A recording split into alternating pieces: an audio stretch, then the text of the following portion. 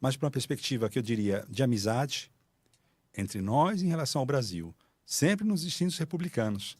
Mas a relação pessoal, ela também é muito importante, porque somos feitos de relações pessoais marcadamente ligados ao nosso projeto de reconstrução de país. Eu digo isso com muita alegria porque, numa certa história da Biblioteca Nacional, praticamente ela ficou sem interlocutores. Ela não tinha um ministério, não havia um Ministério da Cultura, o que demonstra por si só um crime de lesa cultura, de lesa pátria. Criminoso, realmente, pensarmos que, por uma discussão que eu não preciso recapitular, porque todos nós sabemos, completamente colaterais, disfuncionais, destroçaram o Ministério da Cultura. Então, as vinculadas todas, claro que sofreram. Depois houve migrações, passaram de um ministério, depois ia para outro ministério, e com, assim, umas personalidades um pouco diferenciadas, para dizer pouco. Agora, esse diálogo, é claro que é uma fundação, que a fundação é vinculada ao Ministério da Cultura e trabalha com as grandes linhas do Ministério da Cultura e, obviamente, também fazendo a interface daquilo que lhe é necessário. Então, eu vejo que nós temos conseguido, nesse um ano, algumas situações importantíssimas. Por exemplo, conseguimos, através de emenda parlamentar, o Ministério da Cultura, para a Biblioteca Nacional, pela primeira vez, uma obra vultosa de 24 milhões, necessária para a preservação do seu acervo. Buscamos também com a FDD, e aí chegamos juntando todo esse material a 40 milhões, que é justamente uma parte essencial para o desenvolvimento de técnicas e de vastas perspectivas de segurança da própria casa. Então, isso é já e eu poderia dar muitos exemplos da minha grande alegria de trabalhar hoje com uma ministra que coloca toda a sua biografia por inteiro, radicalmente, nesse processo democrático da cultura e de todo o sistema MINC, sobretudo da CEFLI, de modo especial, né? Fabiano, Jefferson e toda a equipe com a qual a Biblioteca Nacional acaba dialogando mais intensamente pela sua relação direta. Nós tivemos resultados importantíssimos nas feiras. Nós nunca tivemos, por exemplo, R$1 milhão para as bolsas de tradução, um programa importantíssimo da Biblioteca Nacional. E eu poderia dar muitos outros exemplos, que, tudo bem, os números não sempre eloquentes, mas diante das demandas históricas vividas pela Biblioteca Nacional, eu posso lhe dizer que, de fato, não há uma cisão, nenhuma separação entre aquilo que é próprio da biblioteca e o Ministério.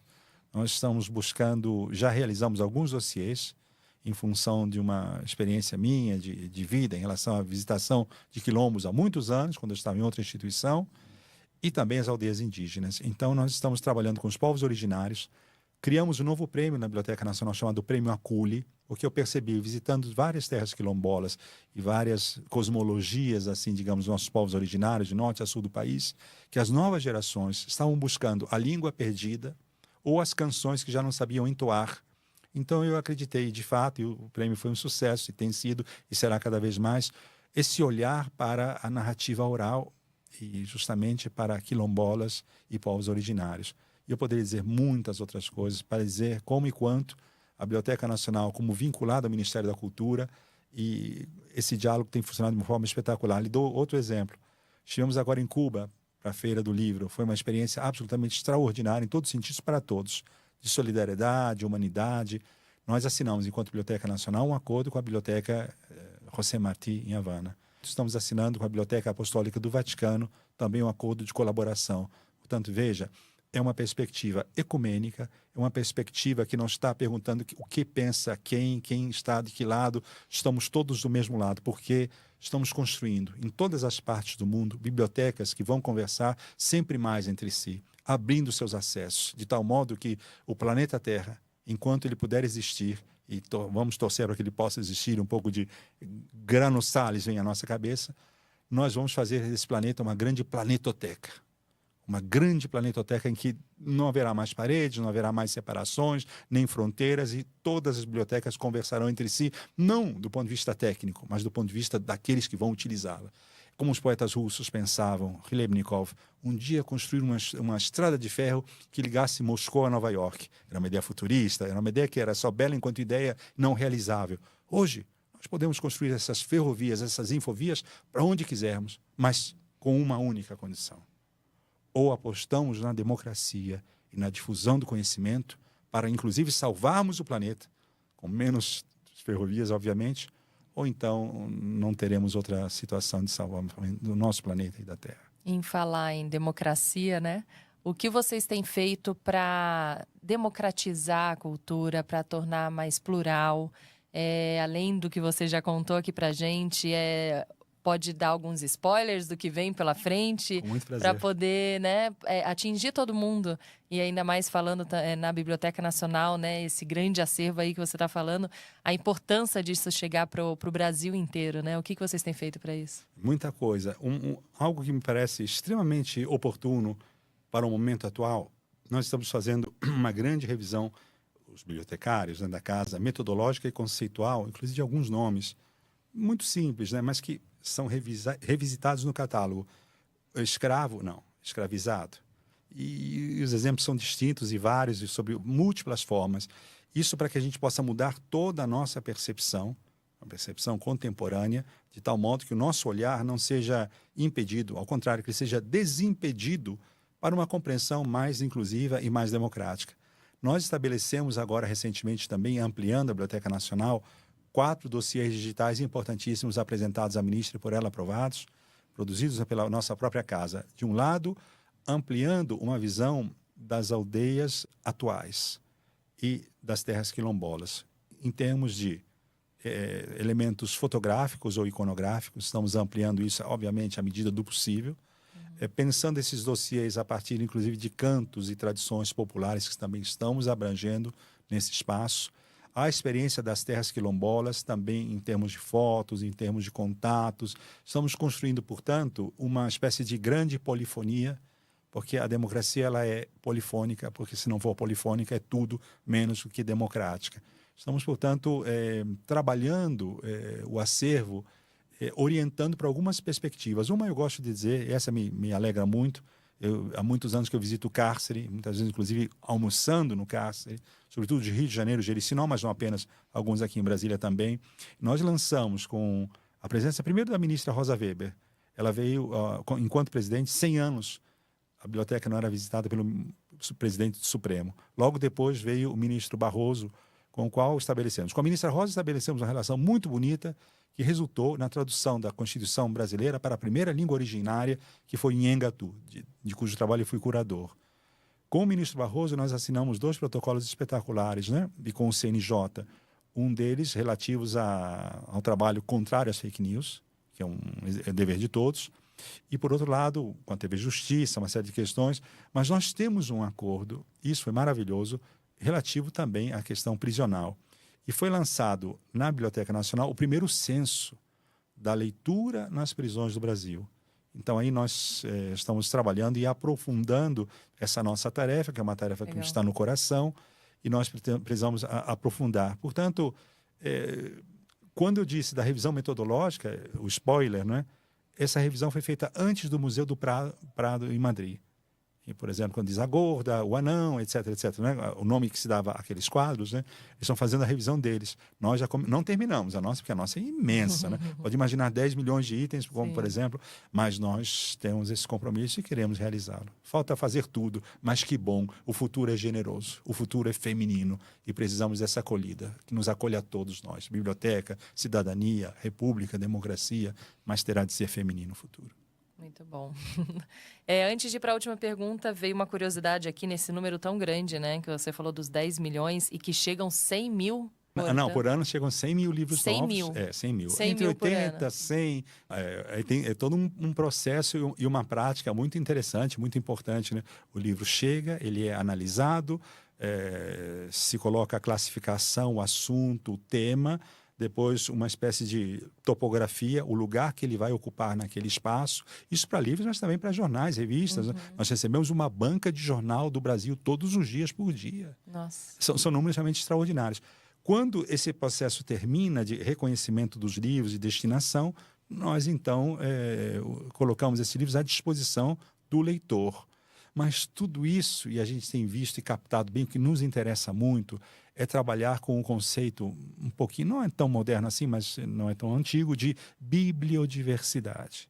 E essa bibliodiversidade ela tem que ser praticada de modo radical na biblioteca. Não é só os livros diversos, porque esses são... Não existe censura. Uma biblioteca nacional que faz censura não cumpre o seu papel. É antitético, é o contrário. Mas a bibliodiversidade também dentro da própria biblioteca em vários âmbitos e, sobretudo, no âmbito humano, não é?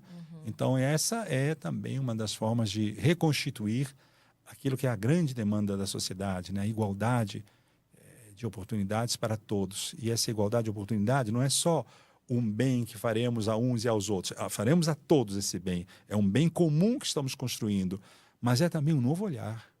Não é só o lugar da oportunidade para nós, é muito mais que isso. São as novas sensibilidades, a nova somatória, desculpem, o somatório de sinergias para que os olhares brasileiros se compreendam e se comprometam na sua pluridiversidade. Então, acho que trazer para a Biblioteca Nacional isso, algumas coisas levam mais tempo do que outras, não é? As instituições têm os seus relógios específicos, mas nós podemos apressar um pouco esses relógios, dando corda ou simplesmente mexendo nos ponteiros. Você fala nesses números, eu fico imaginando a importância disso para a história, né? Daqui a anos, enfim, ter acesso a tudo isso, e jornais e revistas da época, enfim. E por último, eu gostaria de saber aqui quais os principais desafios que vocês têm enfrentado nos últimos anos. Acredito que tem a ver também com com o Ministério da Cultura, que tinha acabado e que agora está de volta. Então, e o que vocês têm feito para superar esses desafios? Esse seria o maior desafio mesmo, atualmente, de ter ficado sem o Ministério da Cultura? E quais outros desafios? Sem sombra de dúvidas que o Ministério da Cultura, enquanto tal, é incancelável, é inadiável. E eu fico muito orgulhoso, insisto, como brasileiro, sem partir príncipe, né?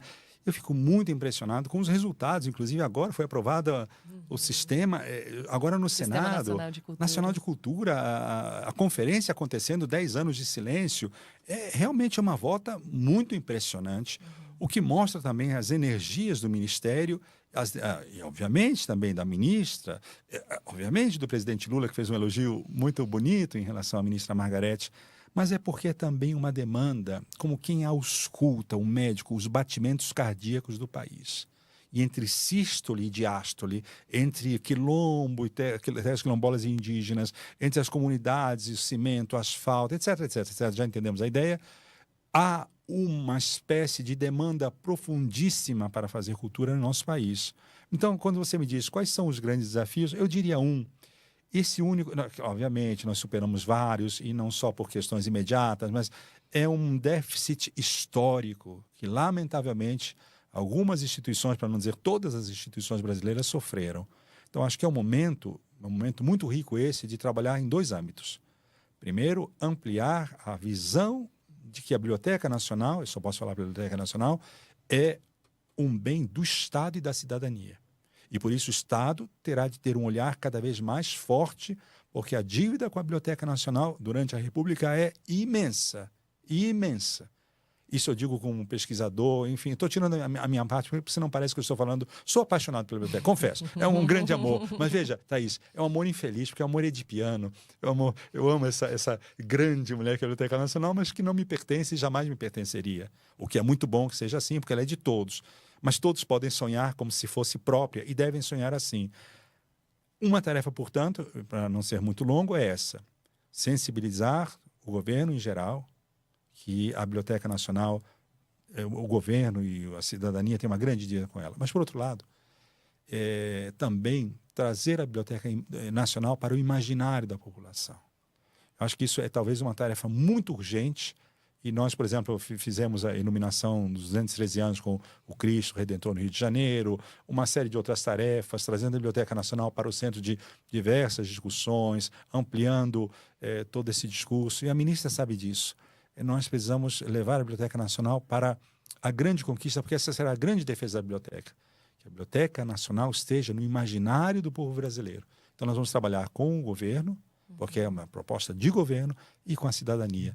As 2 coisas juntas requerem tempo, paciência, disponibilidade e, sobretudo, paixão. Essa última não me falta.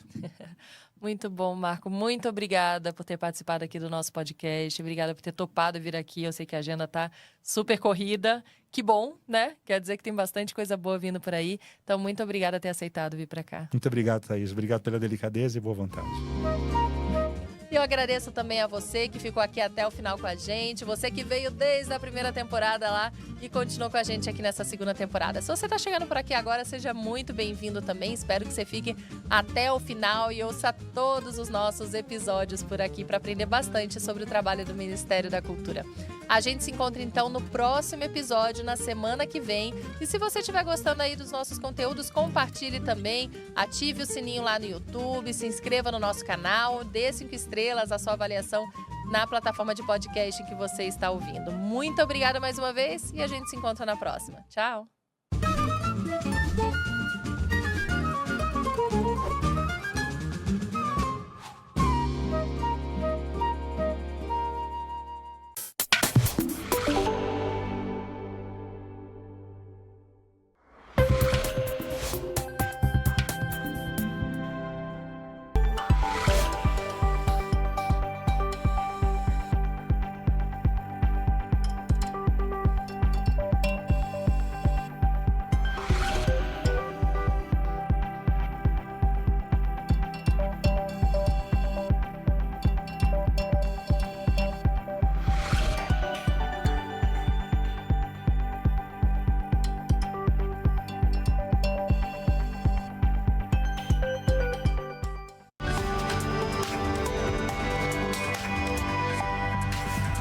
Na Itália, presidente Lula discursa nos 80 anos da Organização das Nações Unidas para a Alimentação e Agricultura e reforça que o combate à fome exige decisão e vontade política. É preciso colocar os pobres no orçamento e transformar esse objetivo em política de Estado. Brasília recebe delegações internacionais em última rodada de negociações antes da COP30 em Belém. Agronegócio bate recorde de exportações em setembro. Produtos atingidos pelas tarifas norte-americanas registram alta nas vendas internacionais. Chega ao Brasil medicamento inédito para o tratamento do câncer de mama, que atenderá 100% da demanda do SUS.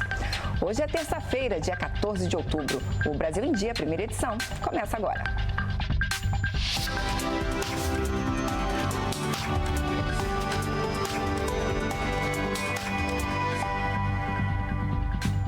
Olá, um ótimo dia para você que nos acompanha aqui no Canal Gov. Estamos no ar com o Brasil em Dia, primeira edição. E você também pode nos acompanhar ao vivo pelas nossas redes sociais e pela Rádio Gov. O presidente Lula já está de volta ao Brasil depois de cumprir uma série de compromissos oficiais lá na Itália. Ontem ele participou da reunião do Conselho da Aliança Global contra a Fome e a Pobreza, uma iniciativa criada pelo Brasil e que já conta aí com a adesão de mais de 100 países. Lula também discursou no Fórum Mundial da Alimentação, na sede da FAO, a agência da ONU sobre alimentação e agricultura. Veja os detalhes na reportagem de Graziele Bezerra. Para uma plateia formada por membros da FAO de todos os cantos do mundo, o presidente Lula afirmou que combater a fome não é assistencialismo. É preciso colocar os pobres no orçamento e transformar esse objetivo em política de Estado, para evitar que avanços fiquem à mercê de crises ou marés políticas. Mesmo líderes de países com orçamento pequenos podem e precisam fazer essa escolha. Desde 2023, temos trabalhado incansavelmente para reconstruir políticas sociais. Na Cidade Eterna, o presidente Lula participou da abertura do Fórum Mundial da Alimentação, que neste ano celebra os 80 anos da FAO.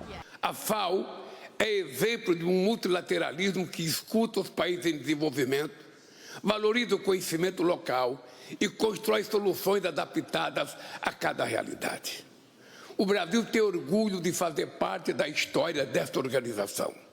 Seu apoio foi fundamental para fortalecer políticas brasileiras que se transformaram em referências global. Durante o fórum, o Brasil participou da segunda reunião do Conselho de Campeões da Aliança Global contra a Fome e a Pobreza. 103 países já aderiram à iniciativa. O ministro Wellington Dias, que também é presidente do Conselho, disse que os participantes têm um grande desafio pela frente. A missão é grande. Até 2030, pelo que já está pactuado, de um lado dos que precisam, do outro lado de doadores, com apoio financeiro, com conhecimento, alcançar 500 milhões de pessoas no mundo que ainda estão na insegurança alimentar. Alcançar 150 milhões de novas crianças que ali vão passar a receber alimentação escolar. Garantir que a gente tenha mais de 200 milhões de mulheres e também de crianças com atendimentos à saúde, à primeira infância, ou seja, são todas metas gigantescas. Ainda em Roma, o presidente Lula participou da inauguração de um escritório nas dependências da sede da FAO, Agência das Nações Unidas, que se dedica ao tema da agricultura sustentável. A unidade foi instituída para destravar negociações entre países, para que a aliança global seja efetiva. São 15 profissionais espalhados em alguns escritórios ao redor do mundo, com a sede principal aqui. É uma equipe que faz as costuras entre os mais de 100 países membros da aliança, os outros 100 parceiros também, para fazer trocas de conhecimento entre quem já teve a experiência de um programa contra a fome e a pobreza e também para apoios financeiros. Também na Itália, o presidente Lula se reuniu no Vaticano com o Papa Leão XIV. Essa é a primeira visita do presidente ao pontífice, que foi eleito em maio deste ano. Nas redes sociais, Lula afirmou que conversou com o Papa sobre religião, fé, o Brasil e os desafios enfrentados pelo mundo. Lula convidou o Leão XIV para participar da COP30 no Brasil e o pontífice garantiu que haverá um representante do Vaticano em Belém para a cúpula do clima. Ainda na Itália, em conversa com os jornalistas, o presidente falou sobre o acordo de cessar fogo na guerra entre Israel e o Hamas no Oriente Médio. Lula disse esperar por uma paz duradoura na região. Antes tarde que nunca, finalmente parece que se encontrou uma saída para o conflito Israel e o palestino. Me parece que há muitas possibilidades do acordo ser definitivo e eu acho que isso é muito importante. Não se vai devolver a vida dos milhões que morreram, mas se devolve pelo menos o direito das pessoas dormirem tranquilas, sem medo de uma bomba, sem medo de um prédio cair e, sabe, as pessoas não vão mais ser perseguidas porque estão procurando alimento para comer. Eu acho que esse é um passo importante, é um dia muito importante para a humanidade, o fato de que uma coisa que não deveria ter acontecido, mas aconteceu, que poderia ter sido resolvido mais cedo, mas não foi resolvido. Mas eu acho que foi resolvido agora. Eu acho que é motivo de alegria saber que o povo palestino e o povo de Israel vão viver em paz agora. O INSS tem reforçado as ações para oferecer um tratamento mais humanizado e acolhedor a todos os aposentados e pensionistas da Previdência Social. A orientação foi repassada diretamente pelo ministro Volney Queiroz aos funcionários de uma agência da Central 135, recém-inaugurada em Salvador, na Bahia. A unidade vai ser responsável por milhões de atendimentos aos beneficiários de todo o país. Só nesse ano, de janeiro a setembro, a Central 135 recebeu 10 milhões e 900 mil ligações vindas de todas as regiões brasileiras. Uma média de 1 milhão e 300 mil chamadas por mês, ou 52 mil por dia. Para reduzir filas e agilizar o atendimento da Central 135, o governo decidiu investir em sistemas de call centers e na capacitação dos servidores. E o posto de Salvador faz parte da nova estratégia e será responsável por atender ligações de todo o país. Segundo o ministro Volney Queiroz, a Previdência Social vem trabalhando para garantir que os segurados do INSS recebam um tratamento humanizado e acolhedor a partir de linguagem simples e respostas claras e precisas. As pessoas são treinadas para fazer o atendimento o mais humanizado possível para o nosso segurado Portanto, é uma cobrança que a Previdência Social e que a INSS tem que fazer sobre essas empresas, uma supervisão permanente para que a nossa fala, através do 135, que é a fala do Ministério, seja uma fala que atenda, de fato, a expectativa do segurado.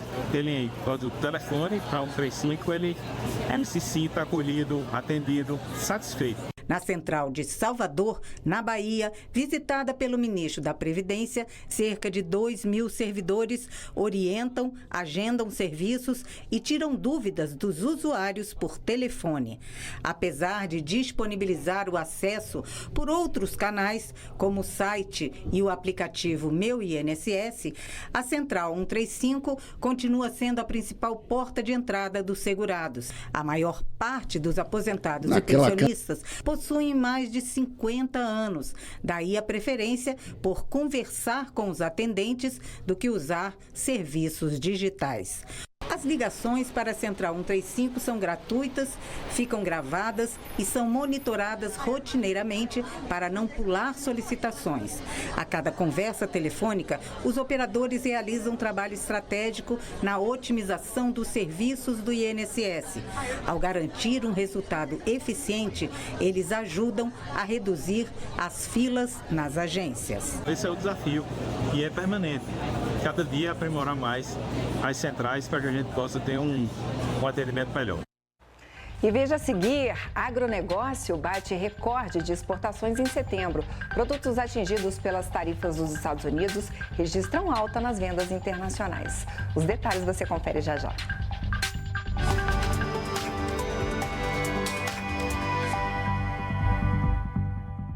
Quer entender de forma simples como as políticas públicas saem do papel e chegam até você?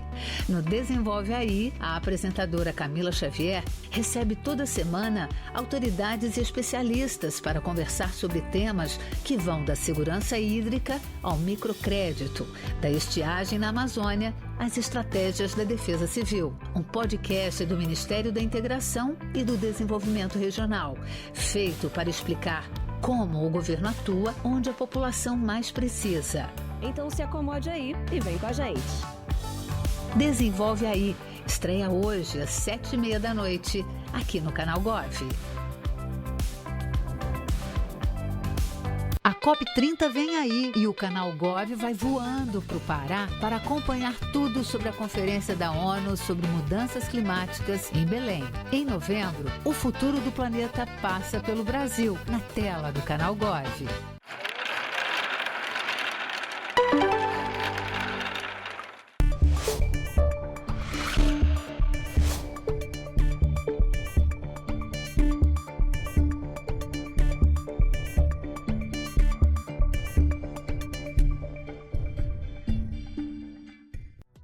A gente está recebendo aqui um convidado que para mim é muito especial, tenho muita alegria, muita honra de recebê-lo aqui hoje, que é o professor José Eduardo Lanucci. Formado em matemática e professor da Unesp, Universidade Estadual Paulista, José Eduardo Lanucci é doutor em educação, coordena e realiza pesquisas e estudos sobre ensino e inclusão de pessoas com deficiência. Eu acho que o nosso papel enquanto professor, educador, é organizar um bom ensino e ajudar o aluno a se reconhecer nesse processo. Inclusão para Valer, segunda, 18h30, aqui no Canal Gov.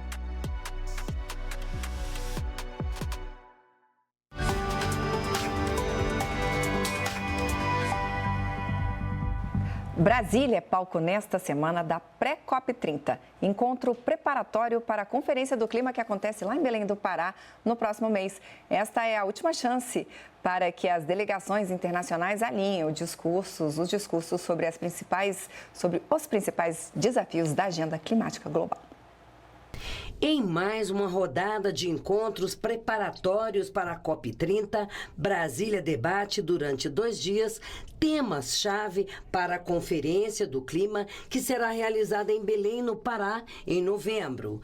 A pré-COP30 reúne governos, negociadores do clima e representantes da sociedade civil para alinhar posições políticas e técnicas e facilitar acordos sobre os principais desafios da agenda climática global. Este encontro preparatório para a COP30 é uma oportunidade para que os 70 países presentes reflitam juntos sobre os 10 anos em vigor do Acordo de Paris, um marco na luta contra as mudanças climáticas, com o objetivo de limitar o aquecimento global.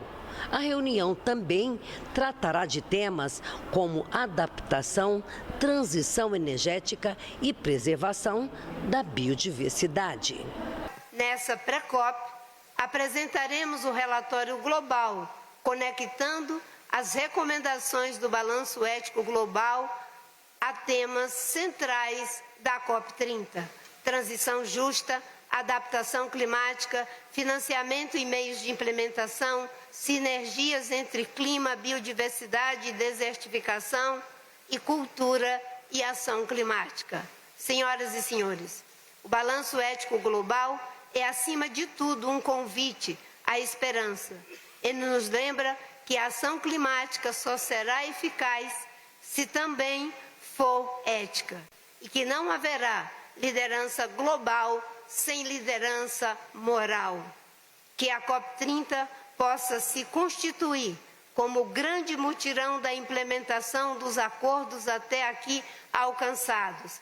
E o presidente em exercício, Geraldo Alckmin, que também participou da abertura do evento, lembrou dos 3 objetivos centrais da COP30 em Belém, propostos pelo governo brasileiro.